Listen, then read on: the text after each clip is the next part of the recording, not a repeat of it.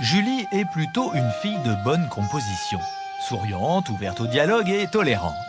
Mais il y a des situations qui ont, disons, la capacité de lui faire perdre son flegme et qui lui donnent envie de se battre.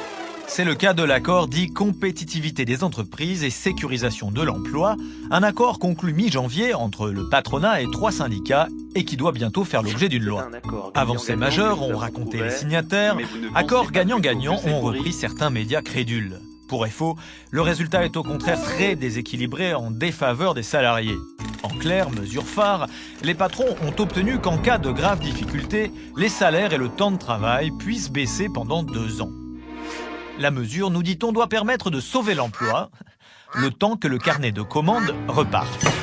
En réalité, ce qu'on nous présente comme une avancée est une recette vieille de 30 ans. Au prétexte de lutter contre le chômage, on a détricoté les garanties collectives, comme l'augmentation des salaires en fonction des prix ou l'autorisation administrative de licencier par exemple. La philosophie derrière tout cela est simple. Pour que les entreprises soient compétitives, il faudrait que les salariés coûtent moins cher et qu'ils soient plus flexibles.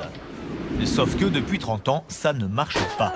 Le chômage ne recule pas et l'insécurité au travail augmente. Pour FO, sortir de la crise, ce n'est pas la faire payer aux salariés. D'abord, ce n'est pas parce que les employeurs pourront licencier plus facilement qu'ils embaucheront.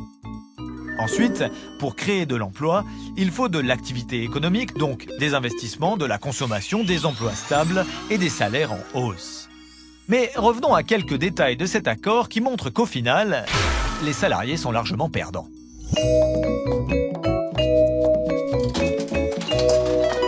À la machine à café l'autre jour, Jean insistait sur ce qu'il avait entendu à la radio. L'accord prévoit que les CDD vont coûter plus cher.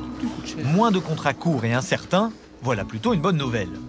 C'est vrai, expliqua Julie, les cotisations sur les CDD de moins d'1 mois vont coûter plus cher aux patrons. Mais dans leur jeu, de nombreux contrats précaires échappent totalement au surcoût. Par exemple, les CDD de remplacement, les CDD saisonniers et surtout l'intérim. Au final, FO a calculé que 3/4 des contrats précaires échapperont à la moindre hausse de cotisation.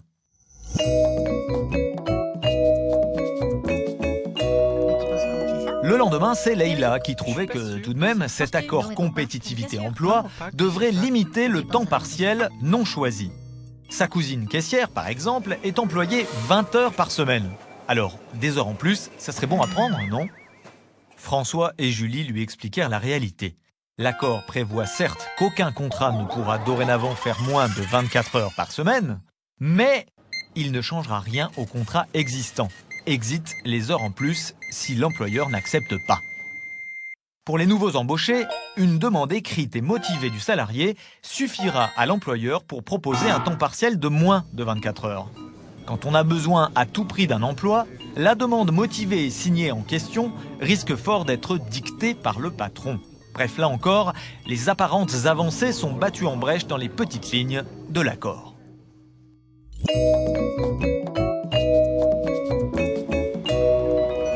Sur le chemin du retour, Julie discuta avec Luc, délégué syndical comme elle. Dans son entreprise, face à la baisse des commandes, 10 licenciements ont été décidés.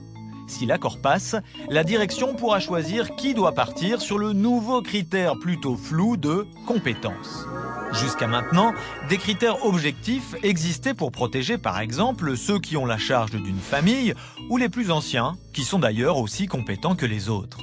Si l'accord passe, les salariés se trouveront soumis à une cruelle et arbitraire loterie. Cet accord entre patrons et certains syndicats n'a pas encore force de loi. La discussion au Parlement va commencer et FO s'est battu pour informer députés et sénateurs des dangers de ce texte. Dans votre entreprise ou à l'union départementale FO, vous trouverez des gens comme Julie, Leïla, Jean et François. En ces temps de crise, ils sont déterminés à se battre contre le recul des droits des salariés. Et plus que jamais, ils ont besoin de votre soutien.